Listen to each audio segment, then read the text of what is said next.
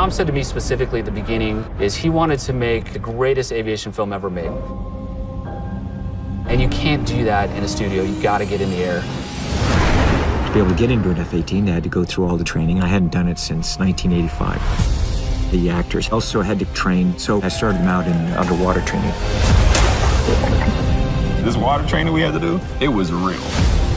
The purpose of the training is in the event that there were an over-the-water emergency.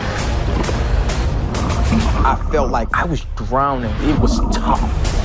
It has all these different contraptions that pull you through the water, drop you into a tank, and spin you upside down.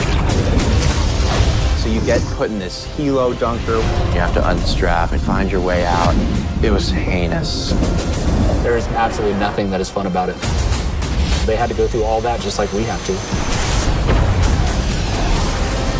In an F-18, we're pulling up to 7 Gs, and it takes a while to get accustomed to that. Let's get some speed up. So Tom developed a flight training program for all of the actors. The intention is that the audience can feel what it is like to be in the F-18. Here comes some Gs. During flight training, they would be embarrassed about puking. I was like, do not be embarrassed about that. I feel every bit of food I've had in my stomach. I'm okay. There's 5 Gs. My mustache fell off. 6 Gs. I can't wait for the day where I don't get sick.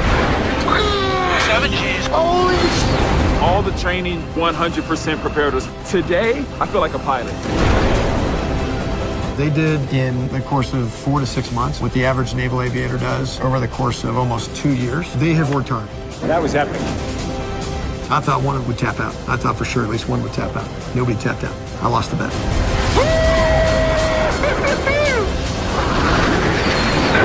That's what I'm talking about.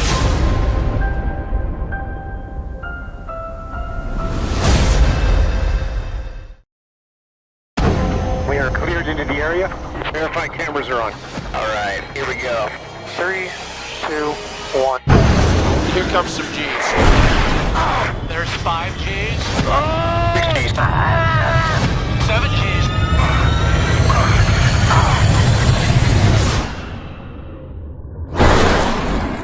All right. That was awesome.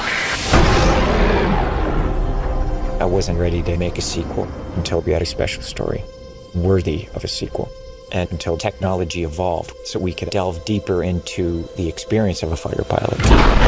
The first movie became something that changed a generation. So this is exciting to come back and get in those jets again. We worked with the Navy and the Top Gun school to formulate how to shoot it practically. Because if we're going to do it, we're going to fly in the F-18s. The aviation sequences had to be real. So our actors went through 3 months of grueling training. The Navy says if you eject, you have to be able to survive in the water. So we had to go through that challenging underwater program. It's intense. You're flipped inverted, and you're having to try and get out. From there, Tom designed this all-encompassing aviation training for all the actors. I started them out in a single-engine airplane to build up their spatial awareness inside the aircraft. Oh, wow. That's amazing! Oh, my God! Next, we took them to the L-39, and they went and flew aerobatics to feel what it's like in a jet. Get some speed. Wow. From there, they'd graduate to the F-18 Super Hornet and actually launching off an aircraft carrier. That's what I'm talking about. The actors also had to learn how to run the cameras, because when they're up in the jet, they have to direct themselves, essentially. Okay, I'm rolling. I had to really teach them cinematography and the lighting so that they understood what's gonna look good on camera. Gun angle's great. Everybody thought it would be impossible for actors to really be in the jets. But that's the gift that Tom gave us, that by the time we got up there, we could handle it. Definitely the most amazing thing I've ever done. All the training 100% prepared us. I'm very proud of what we all accomplished. Each one of them are extraordinary. It still blows my mind that we've done this. There's nothing like it.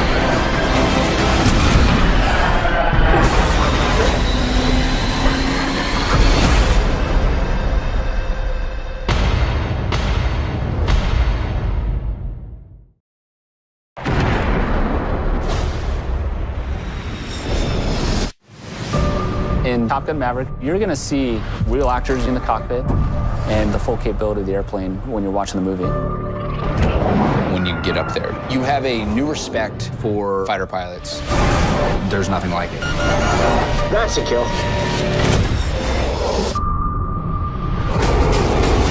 When I first found out that we had to be in jets, I was excited. Game time, baby.